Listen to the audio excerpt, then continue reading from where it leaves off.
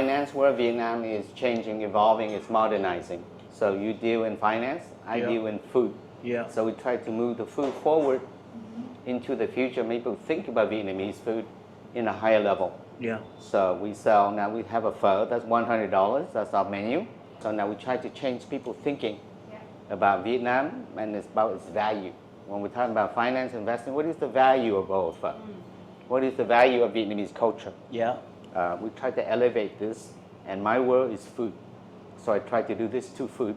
So when they eat this bowl of pho, it's about the same price as a bowl of ramen, Japanese ramen. We want to elevate Vietnam to that level. This is the best I ever had. That's good. But thank you for being here. I think life is a series of incredible moments, and my guess is this is going to be one of those moments for me. So, And can we cheers to that? oh, of course, of course. So I think I think this is the famous fajito at An An Sài Gòn. So, Cheers. Cheers, cheers. I think what we're supposed to do is take this cinnamon, stick it in there, and hopefully you get the essence. Genuinely. Yeah, stick it in there. I'm told, and you ultimately get the essence of pho in. I feel like this is a joke. In a cocktail. No, just check it out, my dear. Check it Okay. out. Yeah. Oh wow. Yeah, there you go. Brilliant. So tell me, let's start from the beginning. Like, who are you? Where were you born? And how did you get here?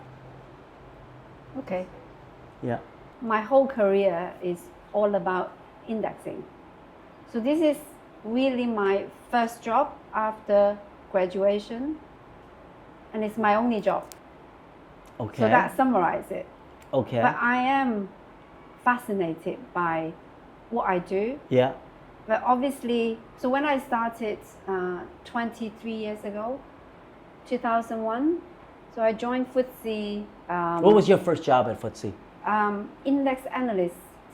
Actually, no, data analyst. Okay. Started with data. Okay. So I actually worked in a different team. So I started looking at data. We're talking about listed company data. And then gradually I was looking at a little bit more like the industry classifications, corporate actions, and then I slowly moved into index reviews, looking at rebalances. So it's pretty much I've done a lot of divisions within the firm, which is fascinating because you get to know all of it, right? You get to know exactly. And I'm sorry for interrupting, but I'm fascinating because I've bounced around all my career. I've had so many different jobs I can't even tell you. So to be able to sit with somebody who has been, I think, with the company for 23 years, starting from the ground, indexing. Have you done this for like global companies? Has it always been focused on Asia? So to give us a little bit more color. So actually, good question. Yeah. So when I started, so we're talking about 2001, I think it's literally at the very beginning of globalization. You probably will remember this. With similar age. I was too young. So globalization. Yeah. So FTSE is go by the name FTSE 100. So it's a UK company to start off, and then 2001 when they brought me in, we started to look at APAC, Asian Pacific market, and China is one of them. So I was kind of enjoying that globalization and being part of that team to overlooking the Asian Pacific market. If you don't mind me shifting a little bit, because I think I'd love to just know the basics of what FTSE is as a company, what your real mandate is, what really matters, so that I can put all this upgrading Vietnam in context of what really matters to you guys.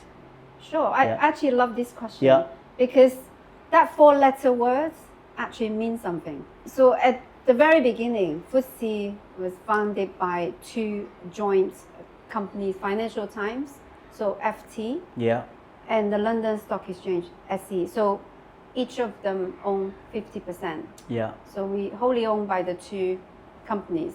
So that's where the name really derived. And over the years, if I fast forward today, we actually been called as FTSE Russell because we, together with the Russell company, become a one company, so FTSE Russell. Yep. And I think, you heard about us in the news. We provide benchmarks. Yep. So that's really what we do. We provide indices and serve as benchmark to the market, and also can be used for investment products. So we are the service provider to provide that benchmark. And I think that's actually a very good starting point for our next question, if you have, is, when we provide benchmark, we need to be able to look at market or company or any eligible element of a stock to become index constituent fairly, because we are acting as a benchmark provider. Got it. But from our perspective, we have a very robust and transparent framework. That's why everyone knows what's needed to get Vietnam upgraded when they look at FTSE, because our framework is out there. We actually have a rule book, we have a quality of market matrix where you can see very clearly what are the criteria that you need it to be classified as developed, emerging, and frontier. Got it. So, okay. so it's all out there and it's transparent. Now, the way of how we evaluating it is also, I think, it's very different to other index providers. What we do typically is we have a process of involving regulator, stock exchanges, where we do surveys every year. So we do a survey every year. We send out questions to those regulators relevant to the market that we're looking at. They come back with their own version of what they believe, in terms of the question that we ask. And on top of that, we have an advisory committee that consists of experts from the market, if you like, that has a buy side, sell side, custodians, brokers, all the players in the market. We come together every quarter to talk about markets. Okay. We talk about accessibility, talk about criteria and where they are. So we have a bit of the industry feedback, and also in between those quarterly assessments, we also talk to players like you guys to provide us the feedback. So we actually have a 360 degree of feedback for us to make any decision that we need to make. What makes Vietnam special for you? Let's not talk about The food. FTSE. Yeah. Okay. Yeah. And also, I think the energy. Yeah. That when I walk on the streets, even just to get a drink, a coffee somewhere, I think it's the energy that you are getting from people, from the streets. It's just amazing. Okay. Okay. Yeah. Okay. Interesting. But Tom, I know you keep coming back to Vietnam. What is the drive? So why are you living here now? I don't know if you're aware, but this is the third time I've lived in Vietnam. The first time, of course, when I was born, up to the age of 7. The second time was back here in 2006 to 2009 with a former employer, Deutsche Bank. Yeah. Deutsche Bank at that time was actually the biggest equities trader in Vietnam. Why was Vietnam was important then? For Deutsche? Yeah. Because actually at that point, for Deutsche Bank, DWS out of Germany was a big investor in Vietnam, and also They have a fund? Yeah, of course, DWS was a significant fund. No, as in for Vietnam. No, Oh, it was sorry. a fund offshore, but invested in Vietnam. But is that the FTSE Vietnam fund? Because Yeah, it was actually. oh my God, Yeah. I was actually the one talking to DWS Wow. on that particular Vietnam fund as well. Well, when I moved back to Hong Kong, because it continues this is actually one of the first Vietnam product out there, which I was Absolutely. very surprising. I mean, 10 years later, or a few years later when I came to Hong Kong, knowing that there is a DWS fund tracking Vietnam Yes. back then, started from 2006, was it? So my dear, you're the reason you disrupted my life, because I had just moved to London. Oh, wow. Actually, as head of U.S. equities into Europe for Deutsche. Yeah. And all of a sudden, because of you, I was moved back to Vietnam to focus on Vietnam. But no, it was an amazing, it was amazing 2 years. But I have to say, if you look in the press, I think back then I actually had a line, and I hope I don't offend anyone. Back then was, I said, Vietnam is a 7-foot kid that can't dunk. Okay. Yeah, because again, it had all the wonderful characteristics that makes it attractive. But I think at that point, Vietnam did not have the infrastructure and the conditions to make the kid dunk. Yeah. And so, hopefully it doesn't come across as being a criticism, but it was a kid with incredible potential, 7-foot kid, but at that point, it just cannot dunk. And I was, sitting here on the ground at that point, really understood the difficulties. I've spent 20 plus years on Wall Street. I've had an amazing career, moved around the world. My dream, for whatever reason, right or wrong, I always dreamed about spending real time in Vietnam. But I've been quite blessed to work at SSI. But the fact that I'm working for Saigon Securities is something deep and meaningful to me. As I think most people would expect somebody like me with my career to come back here because I think I can teach the market or help the market develop. But actually for me, I come back as a student, and that's what I'm loving, at 57 years old. Wow. Yeah. Sorry, you never told me your age, so. Yeah. I get to be a student again. And the thing about being in developed markets is you take things for granted. Yes, very true. And every, what's a good analogy? I feel like I've been driving all my life, and I get a chance to go back to Vietnam, and somebody asks me, Tom, why do we have a braking system? Why is the transmission this way? Why is the switch on the left and not on the right? And it forces me to rethink about how we do things. And to me, the learning curve is just significant. Let's transition into Vietnam, because I think, I think, let's start just broadly.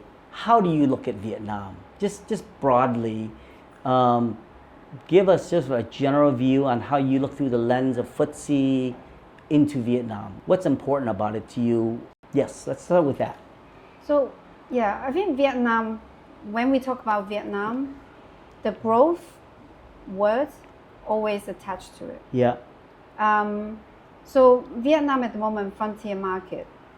But even when we have a frontier market index, our clients typically take Vietnam out and track it along. So they take the country out and then look at Vietnam as a standalone market. So that's how important Vietnam, and actually, I think it signifies Vietnam is on a different journey. It's not yet emerging market yet, but it somehow is not sitting right, kind of from an investment perspective, not with the frontier market. So that's kind of goes back to my point, the growth story. Yeah. And then I think secondly, when you look at ASEAN market, right, Vietnam is part of the ASEAN region. If you look at GDPs, if you look at the trade volumes, Vietnam comes on top. Yes. So again, the interest to the market is definitely there. Yes. So every time when I talk to investors or clients tracking our indices, Vietnam always that fascinating story that everyone wants to hear about and know a lot about. So I guess that's why it's on the watch list since 2018, and we're still looking to see when that's going to happen. But the last year and a half or so, foreign investors have done nothing but sell Vietnam. Mm-hmm. Just so you know, on our desk and on some of our competitors' desks, of course in the marketplace, we can see the data, is that right? foreigners have been selling Vietnam. So help us rationalize what you're saying, that Vietnam is just this attractive animal, and foreigners selling at the same time. Am I even thinking about it the right way, Wang Min? Yeah, so I mean, you have the data, so I'm not going to no worries. with that. But from my perspective, like when we run index, and typically, you know, we launch index fund, these are passive tracking. So when we talk about index benchmarks, and these are the sticky monies, once they invest in the market, they stay there because it's part of the allocation, asset allocation. Now, when you talk about outflow, there's maybe a number of reasons, and this is purely my personal interpretation. I understood, So you will have maybe active funds come in long before, so I think COVID happened, but when hedge funds come in, they probably foresee Vietnam is going to become emerging market status, especially when we put it on the watch list back then. So maybe they're taking it back. That's one way of looking at it. And the other is, I know that frontier market index funds are basically, I think they are, you know, funds being liquidated or being moved away from invest into emerging market or even developed market because of the US-China, you know, situation. So a lot of investment went to actually US, or even in emerging market, it mainly focused on India, China, Korea, Taiwan. Got it. So I guess that contributed to it. Now Vietnam, because it's not part of the emerging market yet, so it's not enjoying that kind of allocation from the global, if any global fund tracking emerging market index, Vietnam is not part of it. So that didn't, you know, that didn't contribute to any inflow, I suppose. Got it. But our house view is that Vietnam will be upgraded by September of next year. Now, again, I think to the listeners out there, they just hear September or they hear 2025. But I think I think for this First Side Chat and for this discussion, help me take it down to the most basic level. So help us understand what the real process is, so that the market is not wrongly speculating either way. No, I mean, that's partly my job. To make sure, you know, market understands there is a process. It's not I say who says, you know, or what. So we do have a process, and I don't make the final decision, just be on the record. You don't? No. So we can call this off. Are you serious? Okay, shut the camera down. No, I'm just kidding. No, we don't. So we do have a process. And I mentioned we have a framework, transparent, robust. So we have a set of criteria. Vietnam is missing 2. So we are evaluating the 2 criteria. Wait, say that again. The 2 outstanding criteria out of the 9 that as an emerging market that need to pass. Okay, back off. So there are 9 criteria for you to upgrade. Is that right? To classify an emerging market status. Okay. And out of the 9, Vietnam met 7 of them at the moment. Okay. So 2 outstanding issues that need to be addressed. That's a must-have. Criteria, requirements need to meet before upgrade can happen. So the 2 outstanding criteria are pre-funding requirement needs to go away. The failed trade management process needs to be in place. Is that part of the 1? The second one was the failed trade management process. Okay. Wow. Okay. Yes, but it's simple enough, right? So you pass 7. Now you just work on the 2. I almost feel like I thought I was a B+ student, and my teacher just told me I'm an A-. But almost there. Okay, let me. Okay, a couple of perspective on that, and the NPS process has been really smooth. In fact, it's been so much smoother than we would have feared. I mean, we spent a lot of time as a firm from a operational legal, and of course markets, but it was really operational and legal debate and financial, I should say, on how we were going to address and face this NPS environment. And as you probably know, we have the biggest balance sheet, we have the biggest capacity. How conservative should we be? How aggressive should we be? All those were debated. But in truth, is we spent so much time preparing, putting seatbelts on, airbags in, putting helmets on, and the truth is the usage of NPS has been quite manageable, and that would be an exaggeration, frankly. It's been minimal, is the right word. That's a good thing, no? I think so. So from our view, if SSI represented the market, then we'd say NPS has been quite a non-event in that sense. Yeah. It is an optionality for client base. Yeah. But many of our clients are so used to already pre-funding, honestly, that the non-pre-funding thing is a nice option and they might use it periodically. Yeah. But it's so manageable. The numbers that we're seeing is so below what we had feared that it's manageable.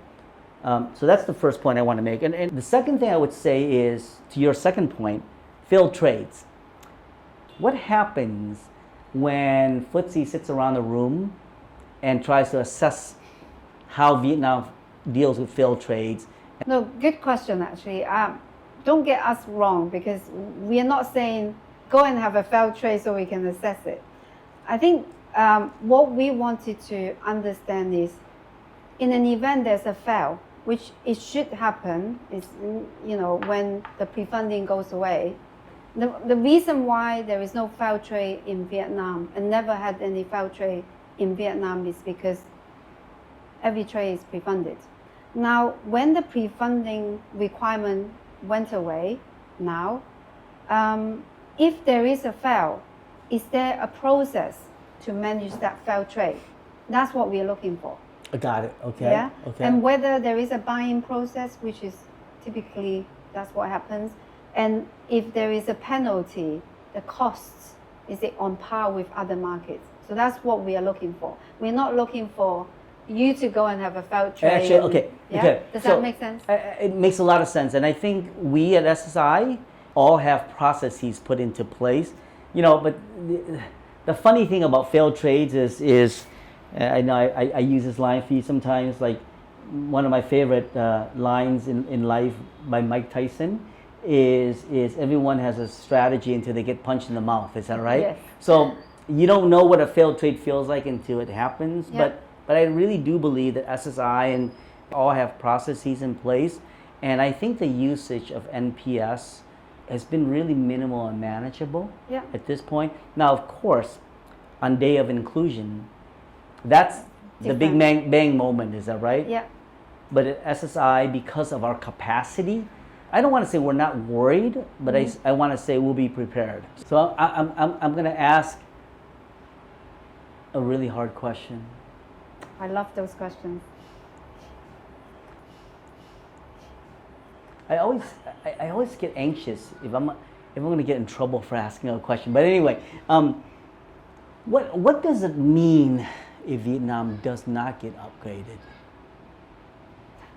I mean, I don't know. Is that right? We just assume it's going to happen. But what does it mean a lot to you guys? Hypothetically, okay, our house view, SSI's house view, and I think the consensus, we're pretty much with consensus that we will be upgraded by September of next year. Mm-hmm. What does it mean if we don't get upgraded? I think the question I should ask you as a Vietnamese, right? But anyway, let me tell you. Yeah. So Vietnam is on the watch list. So not everyone get on the watch list for promotion, for reclassification. Okay. So that's already a signal to say that Vietnam is very close to meet Yes. the market status. Now, it's just also, it provides a platform that we work with the regulator and market players to make that happen. So to me, it's about the timing, right? It's not about the if. The if, because we know that there is significant effort being put in by everyone, from the top Yeah. to the market players. So the question is about when. It's not a yes or no. So to us, it is a process that we need to ensure that's been, we look at the market fairly, we relay the feedback, and then we also take away, what's been implemented in the market. So that's our job. But as an investor or as a player in the market, my question to you is, what does that mean to you? If it doesn't happen by 2025, life goes on, or? I think it's a complex question for me, because I think there's what it means to the country and the market, and what it means to Tom, because I've been around for a long time, and I actually believe this is a once in a generational window for Vietnam, and a lot of the reasons for that is beyond our control. And the reason I call it a window, just like in life, nothing lasts forever, is that right? The opportunities. So I think for Vietnam, the moment is now, because I think we can't afford to waste this opportunity, because it's not only the financial market, but it's the fundamental economic that's coming together, is that right? Yeah. And FDI flowing in, attention on Vietnam, and the upgrade of the market. So I think for me it would be very disappointing personally, because it's a window of time that I think Vietnam, the light is shining on Vietnam, and when the light is shining on you, that's when you should perform. Yes, you want to do well. But in truth, just like I said to you when I first met you, and I can't believe you still talk to me, I looked at you and I said, I really don't care if you upgrade Vietnam, because our country, you're gonna do well. We're on a trajectory to develop economically, financially, culturally, and don't take this the wrong way, I don't need FTSE to tell me that.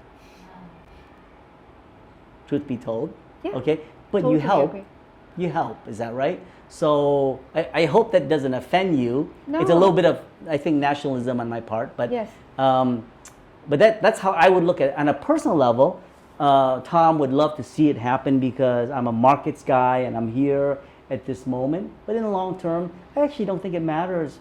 I think, we've crossed the chasm, in the sense of we've crossed that scale, and Vietnam is becoming a critical component of the global economy, and it will be an important component of the global financial community.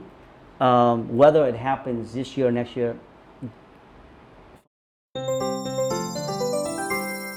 Tell us again specifically what the process is for next year. Okay, so we have a quarterly meetings with our country classification committee. Okay. There are checkpoints. So there are interim announcements which we will make in April after the March meeting, and then the October annual announcement after the September meeting. But in between, we have quarterly January meeting and June meetings. Now those are the checkpoints. So we need to be able to discuss Vietnam in those meetings, and then to come together and evaluate Vietnam and their experience. At this stage, I think there are a number of issues still being worked on. Still outstanding. Account opening. So if you can't, I know there are markets, or there are clients already opening account and trading in Vietnam, but there are even more clients have not yet even done that process. Okay. So the account opening process needs to be shortened, needs to be simplified, so then more clients can come and test the system. So that's what we're waiting for. Got it. Okay. Right? It doesn't happen right now, because they still take 6 to 9 months to open an account. Okay. So I hope that it does. One last question, and I think ultimately, maybe for our immediate investors, what does it all mean? I mean, based on your calculation, based on the numbers of passive and active investors who are indexed to your index, let's assume, this is my words, not Wang Min, let's assume you upgrade us in January. I'm just kidding. No, in September. what should we expecting the volume to be? Okay. And your analysis, yeah. No, number one, the percentage. Yeah. And that what that percentage equates to in terms of dollars. Yeah. Okay. So we actually have a watch list index which is available. Again, going back to the transparency point. Yeah. We have a watch list index which already have Vietnam in the emerging all cap index. That we have a file sending out to our clients, so then they actually know exactly what company may get into. Yeah. So based on that analysis, we look at Vietnam when upgraded, roughly around 0.3% of the FTSE emerging market all cap index. 0.3%. 0.3% of okay. the FTSE emerging market all cap index. Okay. Now, I know it sounds small, but you are up against with China, India, Taiwan, which are the 3 biggest emerging markets. They're all above 20%. Wow. Okay. And then significantly taken the big chunk of that emerging market all cap. But however, there are other indices. We have emerging market. Some people choose to look at China as a standalone. So then they have emerging market ex-China. Then Vietnam may potentially have bigger weight in that index. And then you have APAC. Just look at APAC ex-Japan, ex-China. Then potentially when Vietnam got upgraded, also be part of that index. So Wanning, for all of our, I'm just thinking about our listeners, and lots of them are retail investors in Vietnam who just don't quite understand the whole index thing. Is that right? Because that's an institutional thing. Yeah, I think so. When you put all this in a blender, in a Vietnam blender, what does it spit out? When you're saying, okay, when FTSE estimates if we upgrade Vietnam in September, what is the flow dollar? Dollar. In dollar terms. Blended. Sure. Okay. So passive fund, sticky money, follow the index. Have to follow when index. Of course, that's a must. Yeah. So that's more certain. Is that right? Okay. So when that happens, equivalent to around $1 billion US. Okay. Passive, okay. And then active is very difficult to estimate. Exactly, because some of them may choose to ignore it and short do it before or do it after. Understood, yeah. But we typically, the way we forecast is using 5 times of the passive. Oh, that's how you do it, okay. Yeah, and I mean, market norm. Estimate, okay. About 5 times, so that's about 5 billion on top. So you think the active might be 5 billion on top of the 1 billion passive? Yes. It's roughly then 6 billion. For estimation purposes. Wow. Yeah. Okay. Yeah. I having watched different markets, go through upgrades. I know it's a guessing game. But yeah. Exactly. Like I said, I think, I think as I mentioned to you, I think that at least one of the things that I like to think about, at least my own life and my own experience, is life is like a series of special moments. This is a moment. This is a moment. I think it is a moment, is that right? We're sitting here, I'm sitting here with a very, whether or not you acknowledge it or not, whether or not it's true or false, you are critical to the development of the Vietnam capital markets. And maybe I take it for granted that we're friends, but that the ability to sit here with you and talk freely about this stuff is quite special. Number one, I think it's a special moment for Vietnam. Mm-hmm. I really do. Yeah, I really do. I've been there before, and I know many of our participants are probably a lot younger than me. But again, as I mentioned, this is the 3rd time I've lived in Vietnam. I've been involved in markets here before. The conditions were not here. Now, not only Vietnam, I think, is ready, but even more importantly, the external factors are ready. Is that right? It's driving change. And so I think life is just a series of special moments, and I'm collecting them. And thank you for giving me another one. Oh, no, thank you for having me. Yeah. Brilliant.